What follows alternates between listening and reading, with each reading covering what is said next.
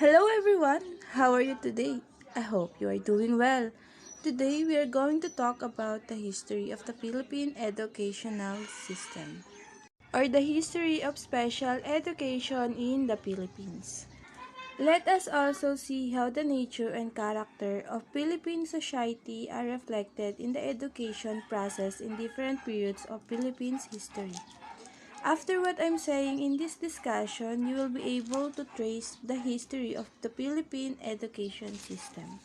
Class, as we talk about the Philippine educational system, just remember this sociological concept which is the focus of this lesson, that education is the function of a society, and as such, what are taught is a school arise from the nature and character of the society itself. What society consider important is what school teach. Let's start the education during the pre-colonial period. Education was informal and unstructured, decentralized. Fathers taught their sons how to look for food and other means livelihood. The mothers taught their daughters to do the household chores. This education basically prepared their children to become good husbands and wives. Children provided more vocational training and lesser academics. The teacher were tribal tutors, and we call them Babaylan or Catalonan. Next is educational during the Spanish era. Education was formal and organized. It was authoritarian in nature. Tribal tutors of the Spanish period were replaced by Spanish missionaries. Instruction was religion-oriented.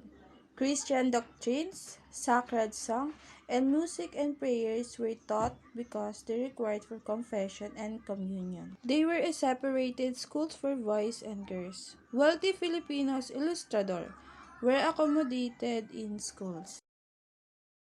Next, we have the Educational Decree of 1863. This law gave Filipinos a complete system of education from elementary to the collegiate level. The law provided for the establishment of the elementary school in all municipalities in the country. Although religion was the core of the curriculum included subjects like reading, writing, arithmetic, history, Christian decree, Spanish language, vocal music, agriculture for the boys, and needlework for the girls. Attendance in school was compulsory between the age of 7 and 12.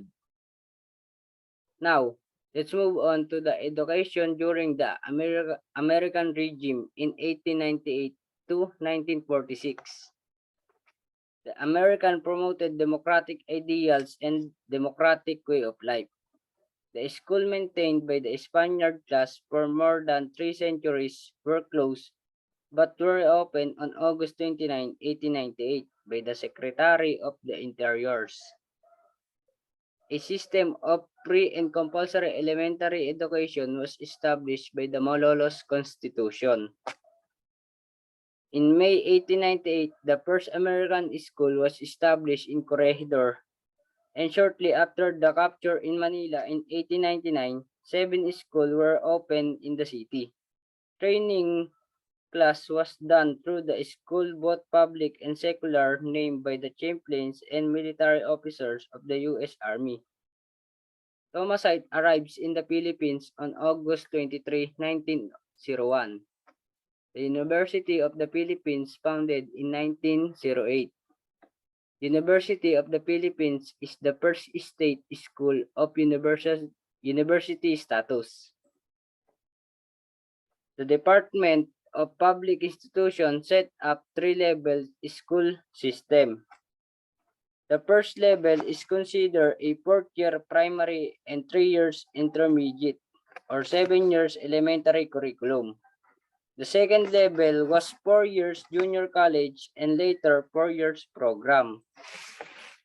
Let's go to the Commonwealth period in 1935 to 1942.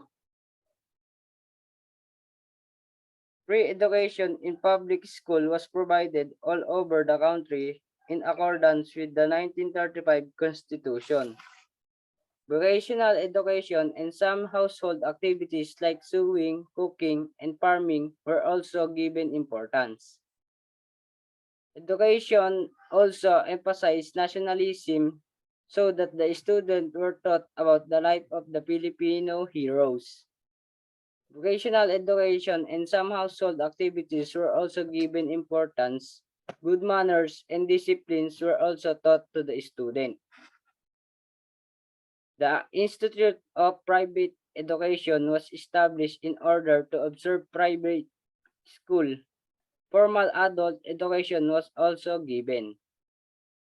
The Executive Number 134 of 1936 was signed by the President Manuel L. Quezon designating ibabatay sa Tagalog ang ating pambansang wika.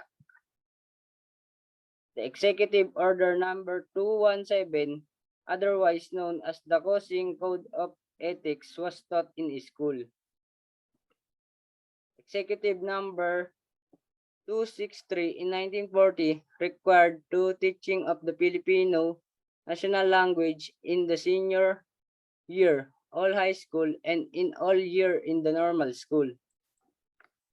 The Education Act of 1940 was approved by the Philippines embassies on August 7, 1940, which provided for the following. First, reduction of the 7 years elementary course to 6 years. Second, fixing the school entrance age at 7. Third, national support for elementary education. Fourth, compulsory attendance of primary children enrolled in grade 1. And the lastly is adoption of double single session in the primary grade with one teacher, one class assignment of intermediate teacher. Moving on to the Japanese occupation. The aims of education during Japanese occupation are the following. 1. Make the people understand the position of the Philippines as a member of the East Asian Co-Prosperity Sphere. Number 2. Eradication of idea of reliance upon Western states, particularly the US and Great Britain. 3. 3. Fostering a new Filipino culture based on the consciousness of people as Orientals. 4. Elevating the moral of the people, giving up overemphasis to materialism. 5.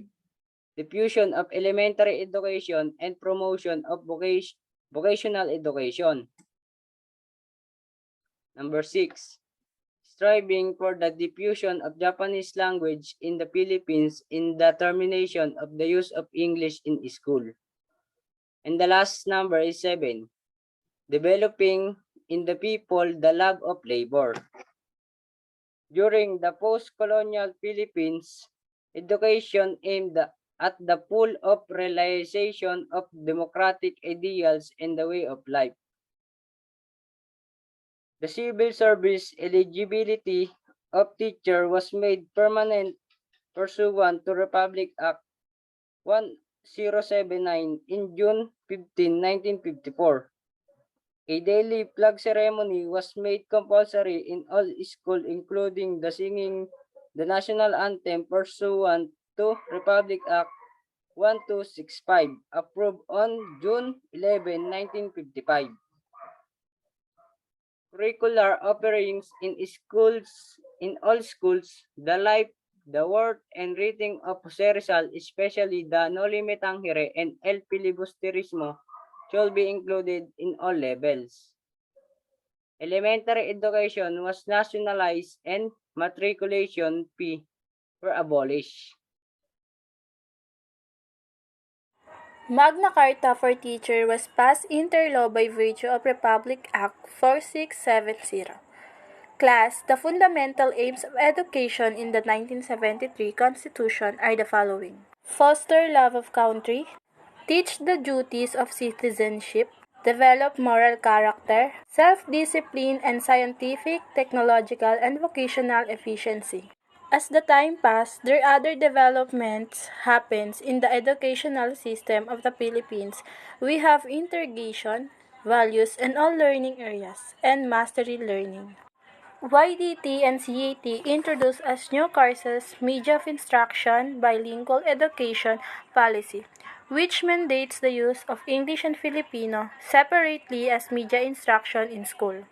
We have Education Act of 1982, which created the Ministry of Education, Culture, and Sports.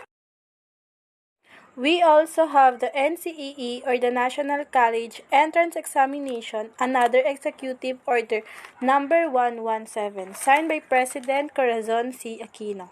Renamed Ministry of Education, Culture, and Sport into DEX in 1987 or Department of Education. Another development is the transfer of authority of administering the licensure examination for teacher from Civil Service Commission and Department of Education, Culture, and Sports to the Board of Professional Teachers under PRC. Trifocalization of education system was also introduced as another development of our educational system by virtue of Republic Act 7796. Governance of Basic Education Act by virtue of Republic Act 9155. K-12 program by virtue of Republic Act 10533. The K-12 program covers kindergarten and 12 years of basic education or 6 years of primary education, 4 years of junior high school, and 2 years of senior high school. Why do we have to bother with the educational goals of the past, which is past and so we can no longer undo? Number 1 is educational issues and problems are often rooted in the past. The study of educational history can help us to understand and solve today's problems. Number 2 is the realistic effort to reform education begins with present conditions, which are a product of our past. By using our past, we can shape the future. And last is the study of education's past periods of perspective that explain and illuminates our present activities as teachers. And that's all for today. Thank you and God bless us all.